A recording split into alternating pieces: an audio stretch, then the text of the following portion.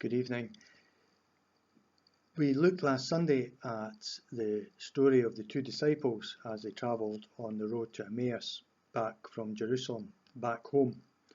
Two disciples spinning in grief and emotions and with lots of questions. I think grief always brings lots of questions, whether they're spoken or whether they're just bubbling below the surface. There's always those questions there. The whys, the what ifs, the if onlys and the should haves. We can torment ourselves with questions that never have any answers. So tonight I'd like to create a space where we don't look at questions and don't go back to the past, but a space to try and sit with our feelings for a while. The feelings can be a bit too raw and a bit too painful sometimes to sit with. So I'm hoping we can use a stone just as a way of maybe putting a little bit of distance between ourselves and our feelings. We also have our breath to turn to. Our breath can often be a way of just providing a stilling moment, a calming moment. And if you think about our breathing and turn your focus and awareness into your abdomen as you breathe in and out. You might want to put your hand at your abdomen, feel it expand as you breathe in and contract. In and out. It's just a nice way of turning our attention away from all the other things and just having that stillness as we focus in on our breath. And now I want us to try and turn our attention to our stone. I hope you managed to bring a stone with you. So just to place it in the palm of our hands. Perhaps we can feel a certain weight to it. Perhaps for a small object we notice it has quite a weight. I tend to think of grief as being something which has a weight. It weighs us down. Perhaps that weight is an experience you have felt too. And now just have a look at your stone. Try and really look at it. Notice its colour, any patterns on it. Notice its textures too. Where does it catch the light? What does it reflect? What shadows does it cast on your palms? I wonder what it was about this stone that made it choose you. Is it smooth like a pebble, worn smooth by years of exposure to the wind and the rain? Is it dull, sort of unfinished? Maybe there are some of those words which resonate with you and makes your thoughts turn to your feelings. Heavy, the heaviness of grief weighing down on us. Is there a shadow? Some people say that living in grief is like living in the shadows.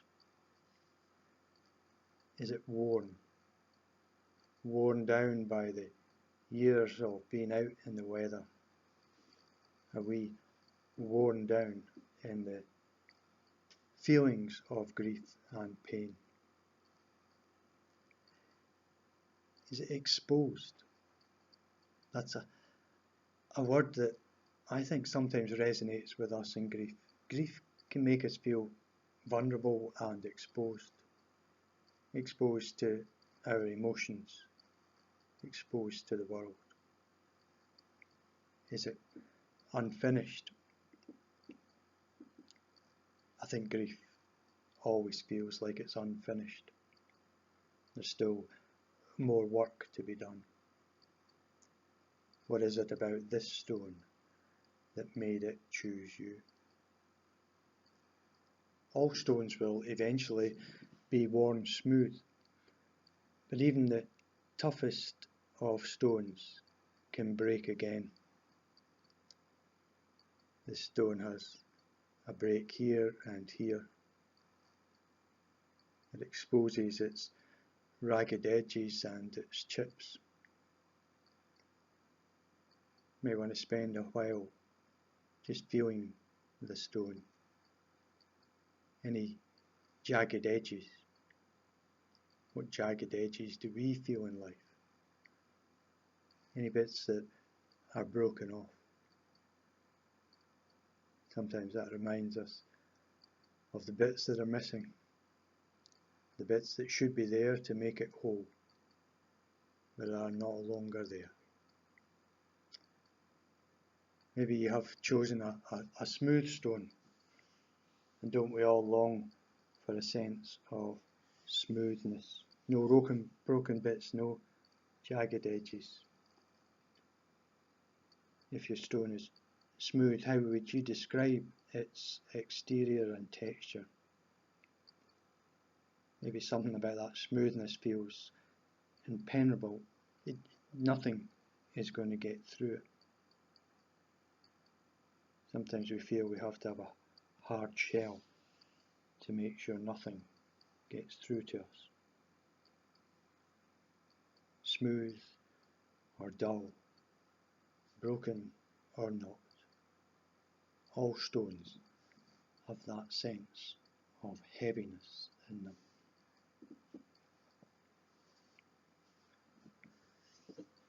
And stones take on the temperature of their own environment. If a stone sits in the cold, it will be cold. By now, your stone has probably taken on some of the warmth from you. You have taken its coldness, and you have given it your warmth.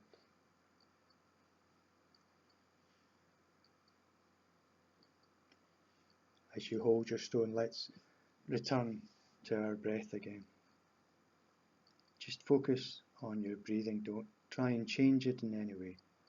Just be aware of each in-breath and in each out-breath. Bring all your focus just down to your breathing. In and out. And on the next in-breath, I want you to bring to mind all those family and friends who love you very much. And next time you breathe in all the love and warmth that they have for you. And as you breathe out, breathe your love and warmth out to them, out into the world. Breathing in their love and warmth for you, filling you up. Breathing out your love for them, out and into the world again. And as we do so, we remember that there are so many other people who feel our pain and who send us their love and their warmth. We carry the pain of grief with us forever, for all our lives. We begin to accommodate that feeling. We learn to live with it. So in some ways it changes a little bit, but it's always with us. I'd invite you to carry your stone with you. Carry it in a pocket, in a purse, but somewhere on you. Just to have it there with you. Every now and then, your stone will demand your attention. And give it. Take it out and hold it and look at it and think about its characteristics and in what way those characteristics relate to your pain. There will come a time when you'll want to lay it down. So put it down, but put it down somewhere safe. Because there'll also come a time when you'll want to pick it up again, just for a while, just to carry it once more for a while.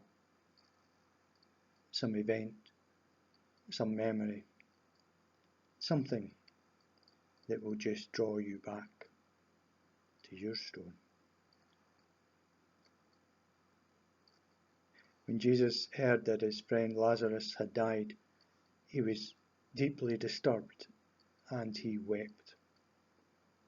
We can't escape from those emotions. They're part of what it means to be human. And the people we have loved and lost, they will forever remain a part of us. We will carry them with us all our lives too. But as we carry our grief and carry our stones, things do begin to change, and with time, healing does happen. Because sometimes what we really need is just someone who will listen to us. We just need the chance to talk. The disciples on the road to Emmaus talked and talked, reliving the experiences that they had. By telling our stories and telling our stories, I think we eventually make meaning and sense of them. It might mean that we have to tell our story over and over again. If you need to talk, then please do get in touch. And always remember that we can spend that little bit of time just focusing on our breathing, our in-breath and our out-breath. And as we breathe in, bringing to mind all those friends and family who send their love and their warmth to us, breathing that love in deep inside to us. And as we breathe out our love to them and out into the world. The love that we are shown and that we give is what helps us survive and get through these painful times. May God bless you, and may you find God's peace in your life too.